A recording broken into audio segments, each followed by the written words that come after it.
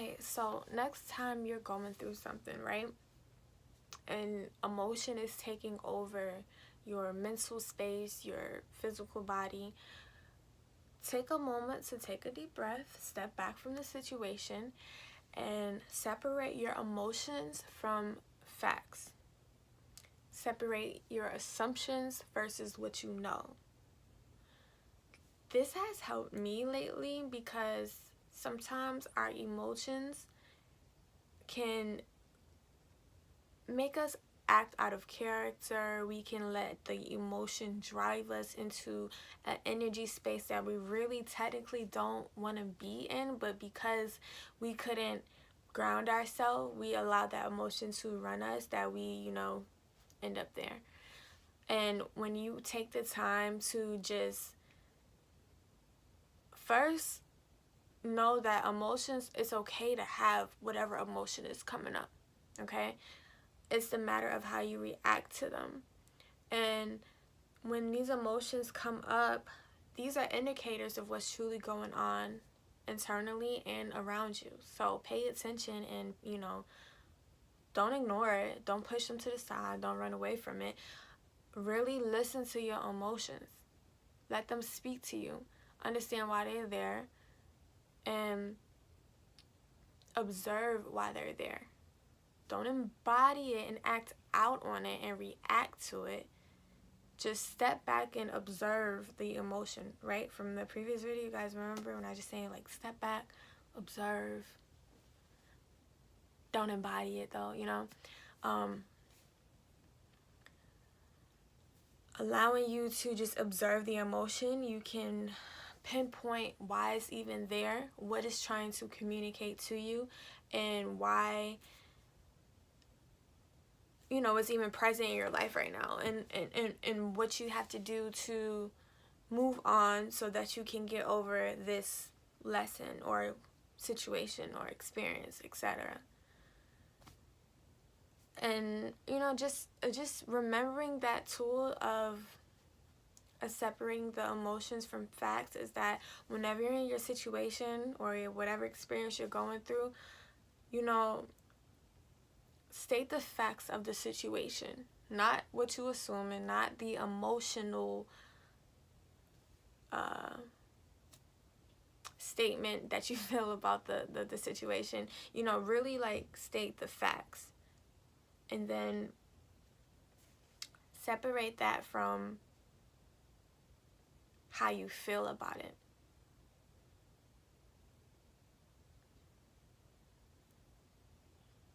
And don't let your emotions get the best of you, because it can get the best of all of us. And you just have to find that middle ground to keep you in that positive home frequency feeling space. And even when we go through our own self-doubts and insecurities, this is something I had to ask myself, that how is it that someone else's opinion about me can change my perspective upon me, about how I feel about myself and how I view myself? And I had to ask myself, why do I allow people to do that?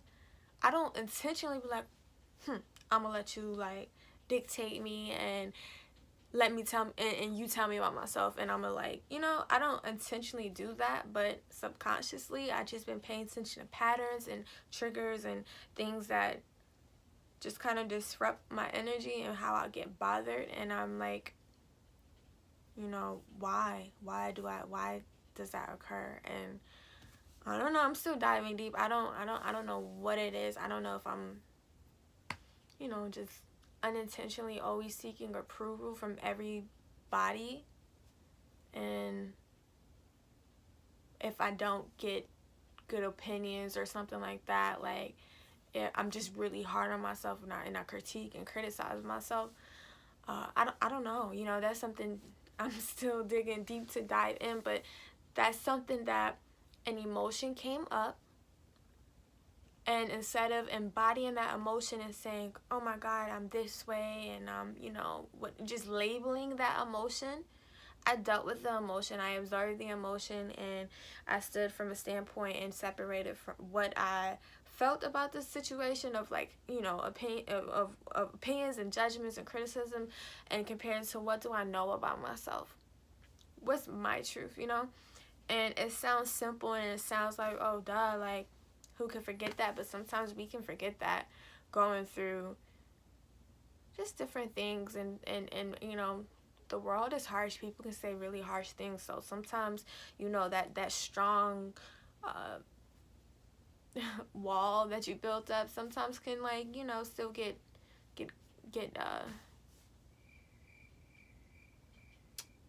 sometimes I've known in my own experience that when I let my emotion drive the situation and drive how I react to everything, it never really turned out that good.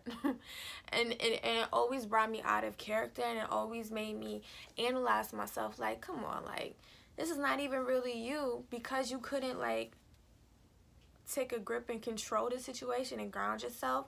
You had to act like a fool, and you had to act like a fool for you to learn the lesson of how to learn the lesson of grounding yourself and not to get too caught up in your emotion, you know, instead of being wise enough to, like, open open myself to a new perspective and allow myself to tap into that, you know. So we've all been there. We all have our moments. We all go through different emotions. So, you know, it's not about running away from it or hiding it or not addressing it, you know. We address our emotions. We actually honor and love our emotions. Those are like our internal GPS of everything that's just occurring within us. So, you know, just pay more attention to that, and pay more attention to, you know, just whatever your body, whatever your mental, whatever your higher self, your ego. Listen to all your shadow self, your inner child.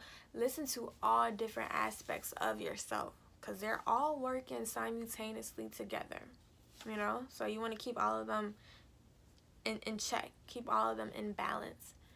And as soon as one is out of balance, that's when you can kind of, oh, he needs an ego check. Oh, she needs a spiritual awakening, or oh, you know what I'm saying? So keep all of it in balance, in tune, in love and harmony, and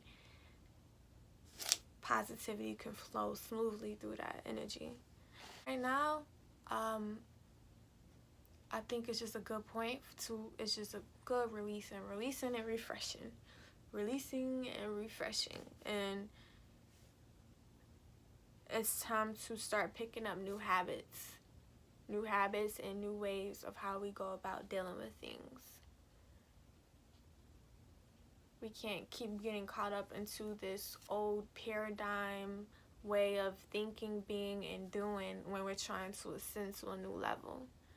And the more conscious and aware you can be of every level of who you are, and take responsibility for your actions, for your emotions, and, you know, just for your overall energy and your existence, that you have the power of that.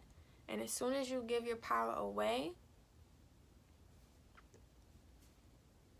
you're going to be left powerless, and you're going to feel it, and, you know, you're just going to have to learn stuff through a harder way. So, you know, take your power back, control that power, stay in balance with that power, stay in love and tune and harmony with that power as well.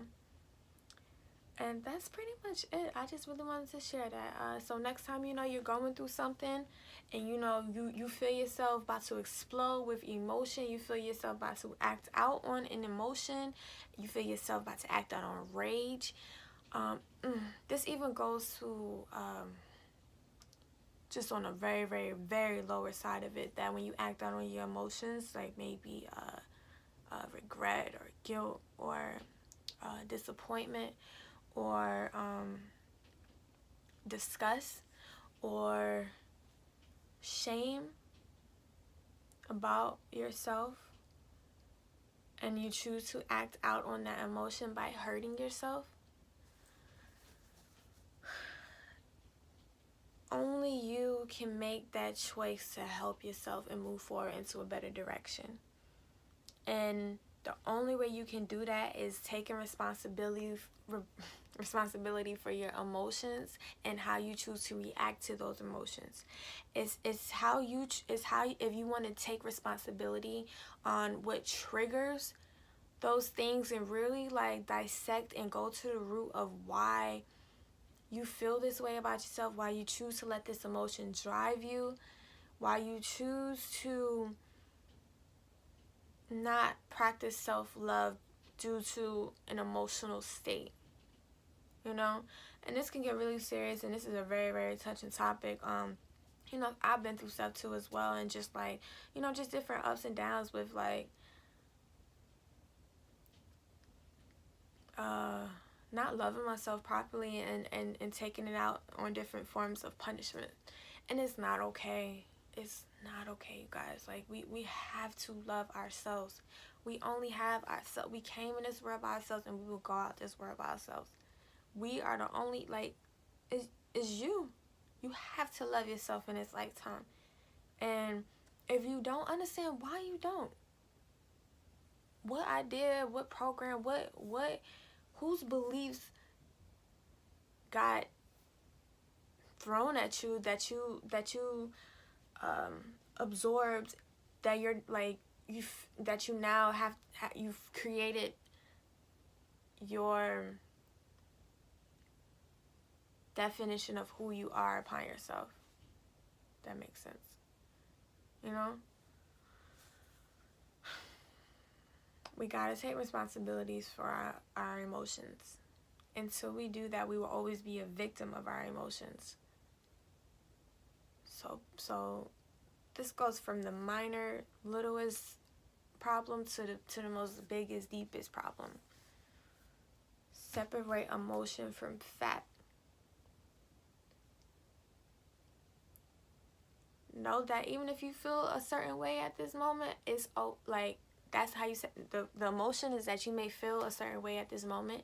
The fact is that it's not going to last forever. This is all temporary. Whatever you're feeling will be healed. You will feel better. You will get happier as time passes. You will be okay through the situation. It may be a little hard at the moment, but you will be okay. Most High Source, the Creator, is never going to put you through anything that you cannot handle. That's what you know. Emotion can be like, well, how, when, how can I deal with this? I don't even, you know, you question. Don't question it. Feel the emotion, observe it, but separate it with the knowing. Allow that knowing to guide you and push you and fuel you, even when you're at your lowest moments. Allow the facts, allow the truth, allow the knowing to be your guide through life, through hardships, through happy times too, through every moment in your life. Allow that truth to be your guide, and allow that truth to be your truth. Not what someone else's truths have been placed upon you to, that's been embedded into your energetic field and your psyche. Develop your own truths, know your own truths, live by your own truths. And don't let emotion ever take you away from those truths. That's pretty much it. I hope, you know, that helped someone, anyone. It's been helping me with what I've been going through in my life personally. So I just wanted to share it to see if I can help someone else, and for us to not, you know, lose our minds in this crazy world, and to be able to stay sane and connected and peaceful and loving and happy and joyful. So until next time, I'll see you guys later.